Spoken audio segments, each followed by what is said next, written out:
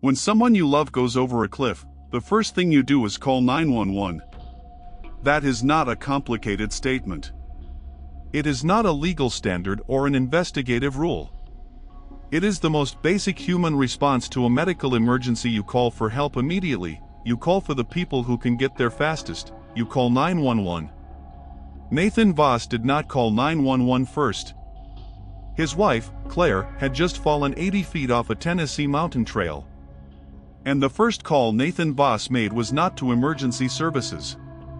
It was to a woman named Jess Callahan. He spoke with Jess Callahan for 4 minutes and 31 seconds. Then he was silent for 17 minutes and 29 seconds.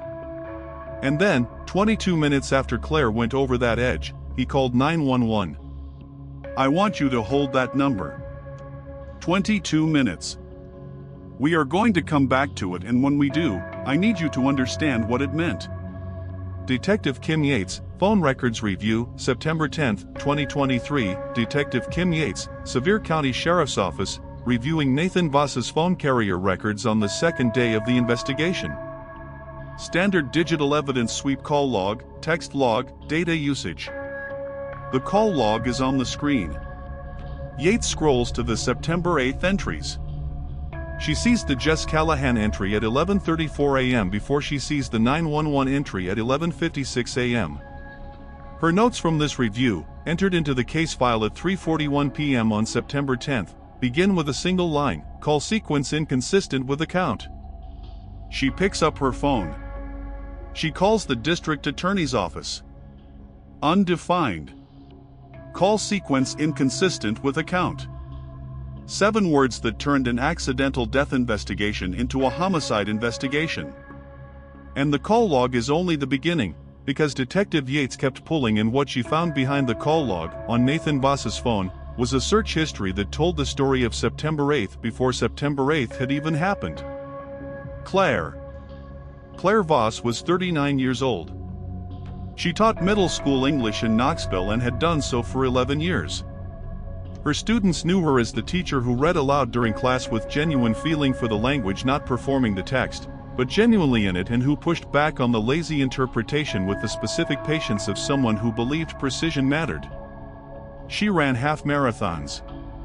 She kept a book journal, physically, in a hardcover notebook, with handwritten entries going back 9 years.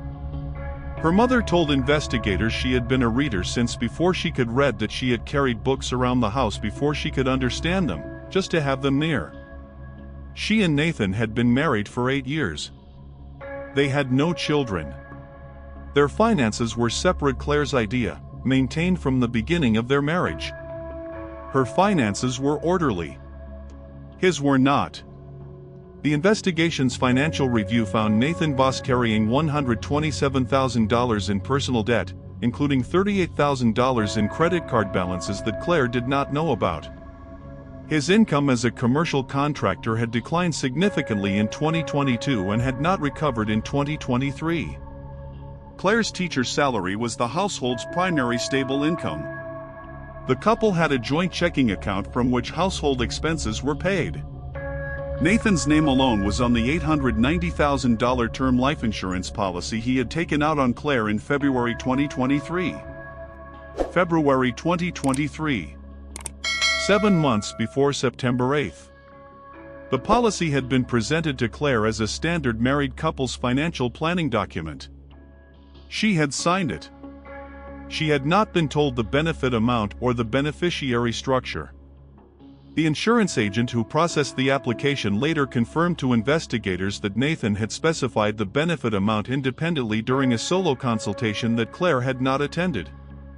The Alum Cave Trail. The Alum Cave Trail in the Great Smoky Mountains National Park is one of the most popular trails and the most visited national park in the United States. It is well-maintained, well-signed, and heavily trafficked in summer and early fall. The Alum Cave Bluffs section, the first major overlook point, at approximately 2.6 miles from the trailhead, features a dramatic sandstone bluff face that the trail passes under and beside, with an unrailed section at the overlook edge where the view opens across the valley toward Mount LeConte. On September 8, 2023, Nathan and Claire Voss left the Alum Cave trailhead at 9:47 a.m., per the parking lot entry log. They were signed in under Nathan's name. They reached the bluff's overlook at approximately 11:20 a.m., per the GPS data from Nathan's phone, a point we will return to. The trail was lightly trafficked that morning, the peak summer season had passed, and the severe county weather that day was overcast with a trail surface that was damp from overnight rain. Nathan told investigators they were alone at the overlook when the fall happened. He was right. Almost. The warrant and the cash. Detective Yates obtained a warrant for the full forensic extraction of Nathan Voss's phone on September 11, 3 days into the investigation. The extraction was completed by the Tennessee Bureau of Investigation's Digital Forensics Unit. The forensic report was returned to Yates on September 15. Browser cache and search history on personal devices are frequently overlooked by people planning crimes because they are not as obviously traceable as text messages or call logs. They are not communications, they do not go to another person, they do not produce a record in another party's account. They are, in the mind of most people who use search engines, essentially private. They are not. A forensic extraction captures the full browser history on the device, including searches conducted in private or incognito mode in many configurations, and the content of that history is preserved in the device's storage until actively and specifically overwritten. Nathan Voss had not cleared his browser history. What the TBI forensic unit recovered from his phone's browser cache, beginning 9 days before Claire's death, is one of the most explicit documented pre-crime search histories in any case this channel has covered. 9 days. August 30, 2023, 9 days before September 8th. The first relevant search, Alum Cave Trail Map Overlook.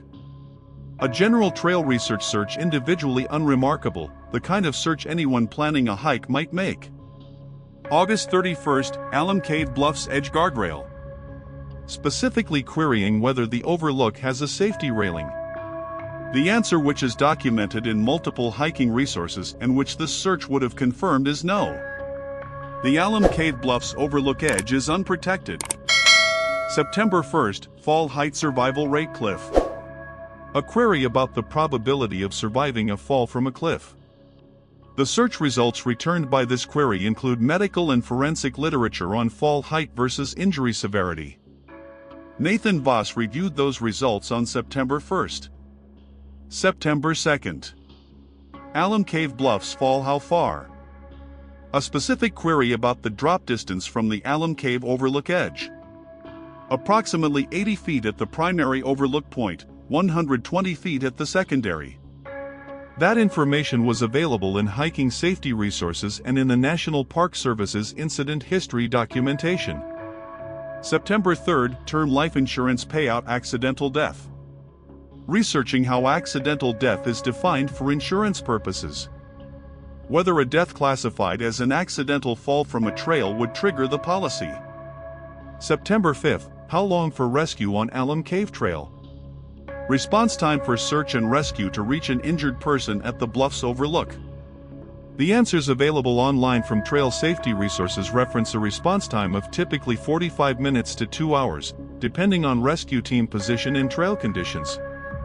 6 searches across 9 days.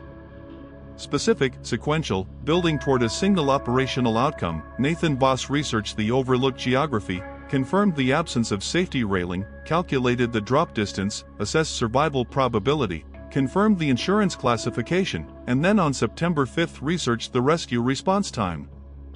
That final search is the one that tells you what the others were building toward.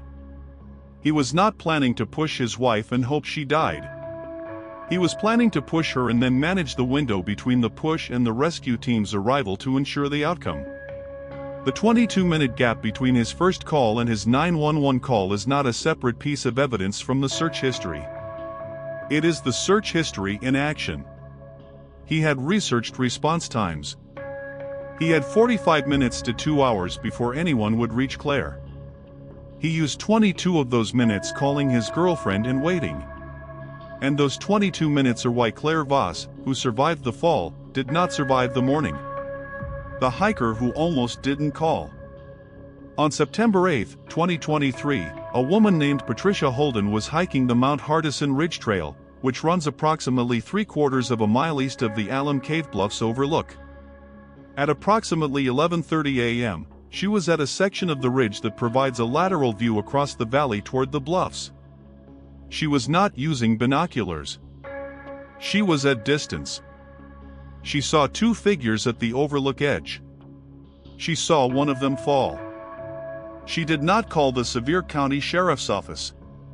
Not that day. Not the next day. Not for 8 days. She described what she saw as something that, from that distance, she could not be certain about. She had seen two people at an unrailed cliff edge and one of them had gone over. From 3/4 of a mile away, with the naked eye, on an overcast September morning, she could not see what happened in the moment before the fall. She did not know if it was an accident. She did not want to accuse someone of something if she was wrong. She went home to Chattanooga. She read the news reports about a woman who had died in an accidental fall at Alum Cave. She started to put it down as a tragedy she had been present for from a distance. And then she read that the death was under investigation. That investigators were asking anyone who had been in the Alum Cave area on September 8th to come forward with any observations.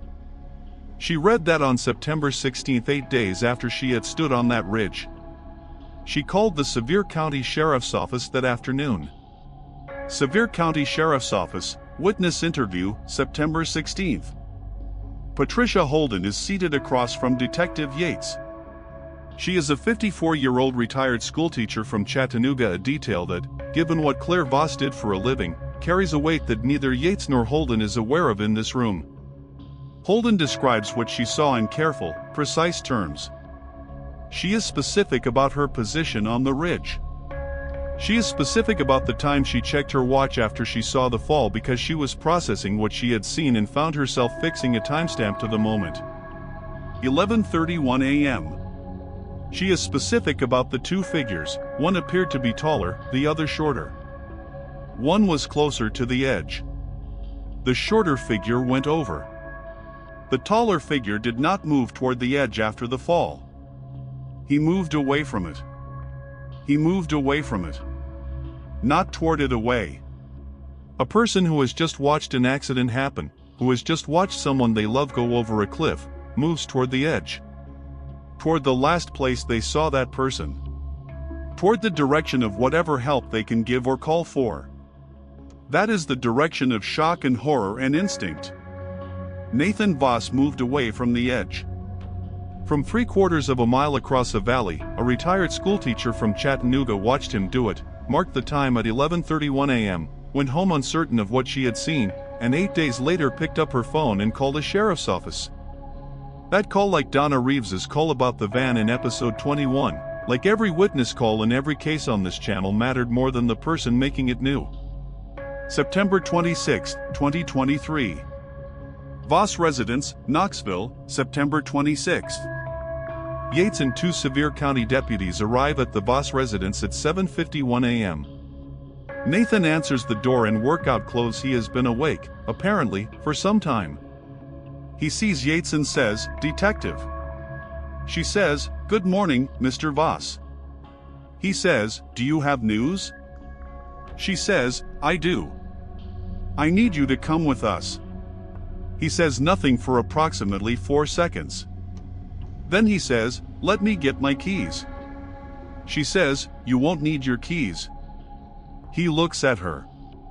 He looks at the deputies. He says, "Am I under arrest?" She says, "Yes." He says, "For what?" She says, "The murder of Claire Voss." He says, "That is not what happened." She says, "I know what you believe. You have the right to remain silent." She reads the Miranda warning on his front lawn. That is not what happened. The phrasing is specific. Not "I didn't do anything." Not "you have the wrong person." Not the bewildered denial of someone who has no idea why they are being arrested. That is not what happened. A direct, present tense challenge to the investigator's characterization of a specific event. He knows exactly what he is being arrested for. His response to being told it is not what happened, not confusion. Contradiction. The interview sequence. Nathan Voss waived his right to counsel for the initial processing interview, a decision his subsequent trial attorney would spend considerable effort contextualizing for the jury. He was interviewed at 10:14 a.m. by Detective Yates and TBI Special Agent Marcus Webb, with both body cams running. He told the story of September 8th again. The same story, the same sequence, the same detail. Claire at the edge, the sandstone lip, the crumble, the fall. Interview room, Sevier County Sheriff's Office. Yates lets Nathan finish the account. Then she places 3 printed documents on the table. Not all at once, one at a time, in the specific sequence the investigation had assembled them. First, the call log. Jess Callahan at 11:34 a.m., 911 at 11:56 a.m., the 22-minute gap visually apparent on the page. She says, "Can you walk me through what happened between 11:34 and 11:56? Nathan looks at the call log. He says, "I was in shock. I called Jess without thinking. I wasn't processing correctly." Yates says, "You spoke with Jess for 4 minutes and 31 seconds. He says, "I don't remember what we said." Yates says, "Okay." She places the second document on the table. The search history. August 30th through September 5th. All 6 searches, timestamped, in order. Nathan's eyes move across the page. He says nothing. He does not reach for it. He does not move toward it or away from it. He goes very still. Yates says, "Do any of these searches look familiar?" He says, "I want a lawyer." She says, "Of course." She places the third document on the table before he can look away from it, the witness statement from Patricia Holden, the ridge trail position, the time she marked, the direction Nathan moved after Claire went over. She does not ask him about it. She just puts it there and says, "Interview suspended at the request of the subject." She closes her notebook. She just puts it there. She does not ask about it. She lets Nathan Voss sit in that room with the call log, the search history, and the witness statement on the table in front of him while his attorney is contacted. The documents are not being used to question him any further. He has invoked, questioning is done. But they are there. And he is in the room with them. The only thing visible on Nathan Voss's face in the body cam footage for the remaining 3 minutes before the interview is formally suspended is the specific expression of a person who has just understood the complete shape of what is arrayed against him. 3 documents in 22 minutes, 27:0032:30. The charges and the case. Nathan Voss was charged with first-degree premeditated murder in the Sevier County Circuit Court. The charge carried a possible sentence of life without the possibility of parole under Tennessee law, with the premeditation and financial gain elements documented in the prosecution's indictment as aggravating factors. The prosecution's case was structured around the 3 evidentiary pillars in the sequence Yates had introduced them in the interview room. First, the call sequence. The prosecution's opening argument dwelt longest on the 22 minutes. Not as an abstraction specifically. Claire Voss survived the initial fall. The National Park Service Search and Rescue Incident Report, admitted into evidence, documented that the rescue team reached Claire at 12:47 p.m. 51 minutes after Nathan's 911 call. Her injuries, as documented by the trauma team at University of Tennessee Medical Center, were survivable with timely medical intervention.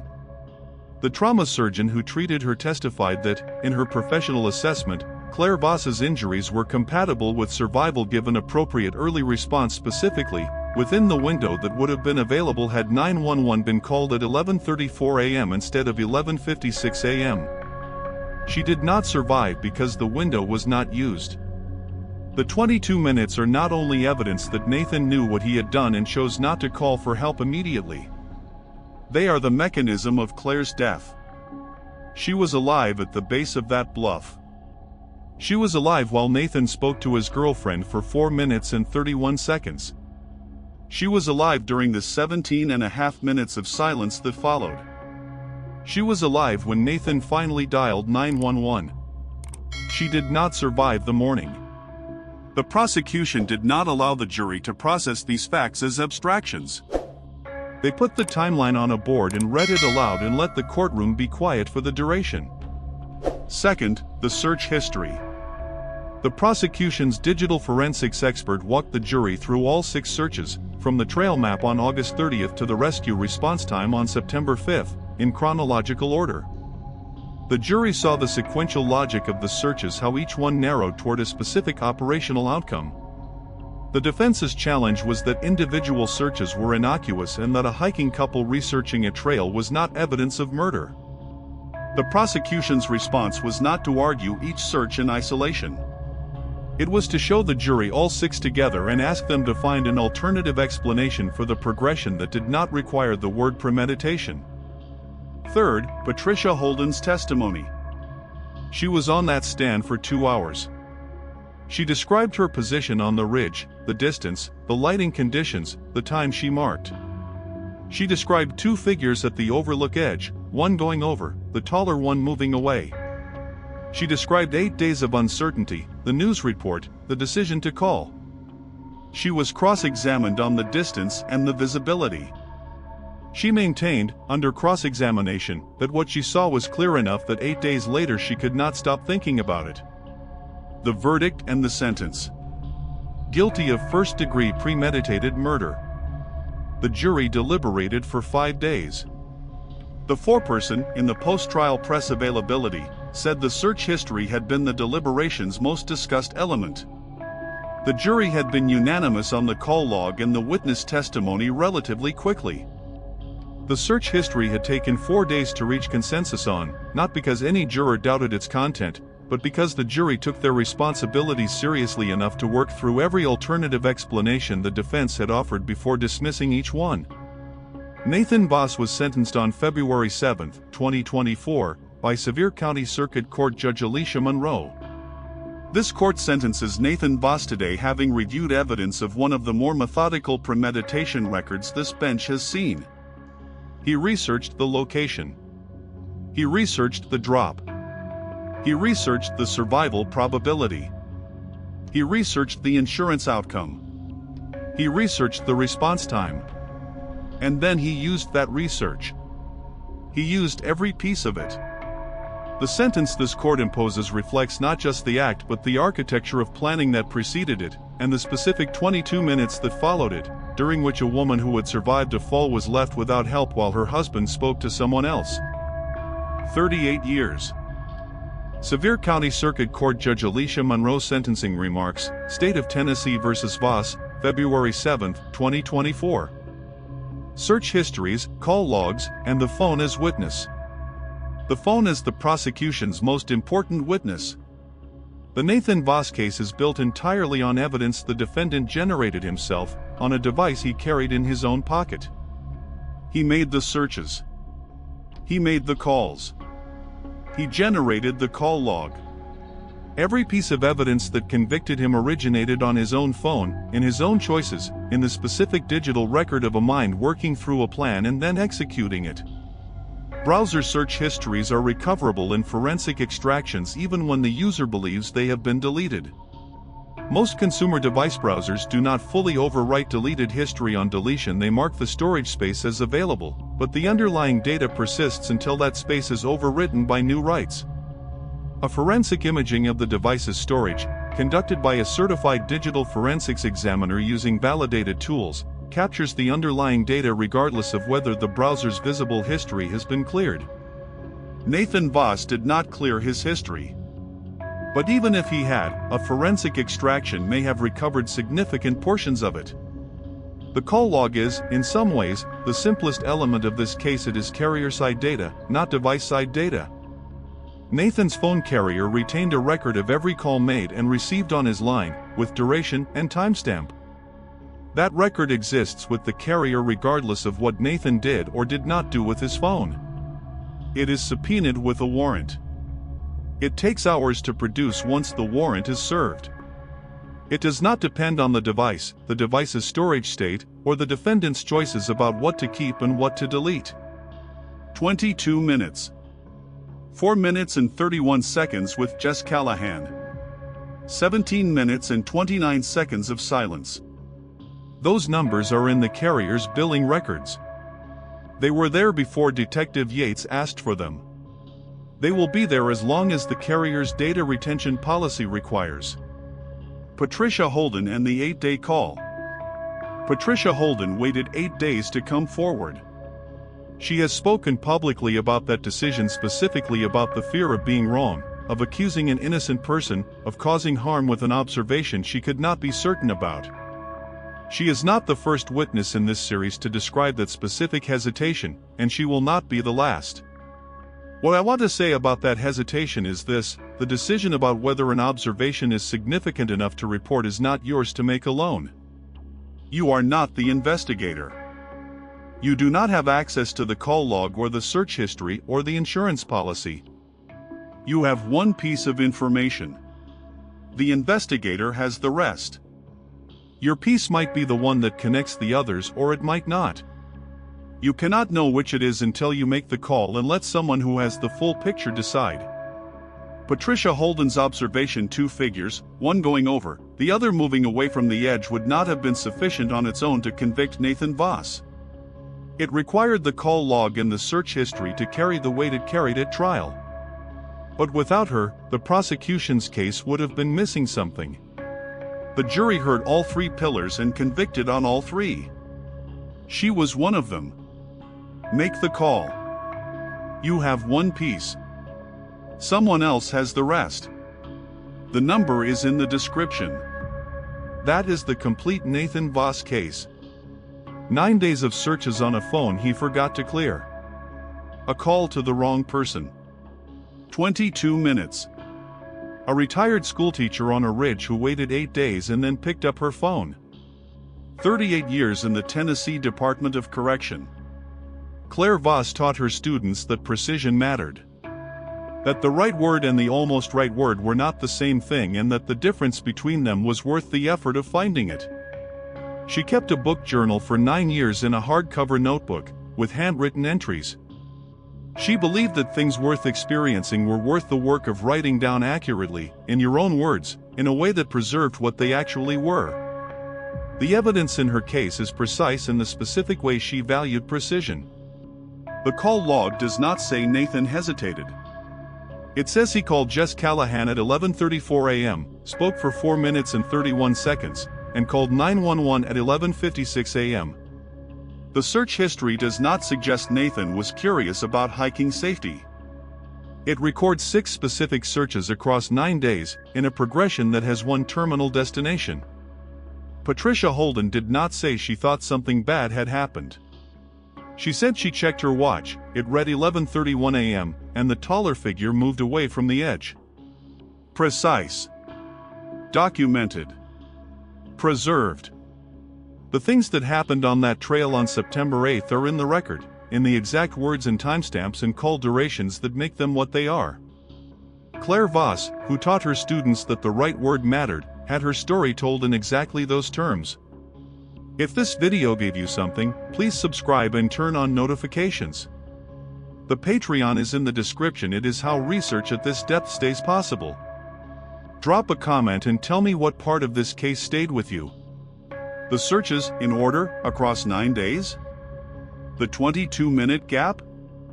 Patricia Holden picking up the phone 8 days later? Judge Monroe reading that timeline from the bench? I read every comment. Take care of yourselves. I will see you in the next one.